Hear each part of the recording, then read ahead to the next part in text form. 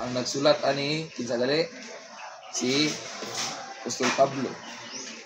Dayon ang panahon sa pagsulat mga AD 65 human sa unang pagkabilanggo ni Pablo sa Roma, sa nakaagi na siya sa kita o nakaabot sa Nicopolis.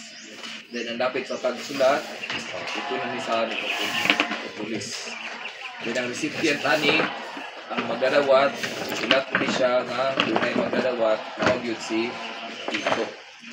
So ang isgutanan ang pagbintinar sa kahusay diha sa iglesia.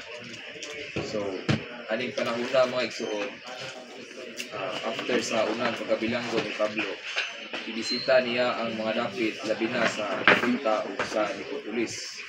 Kay ang kaiglesiyahan dito dili sila order, wala sila nagkinabuhi diha sa kahusay diha sa iglesia. So dili sila dili gusto ba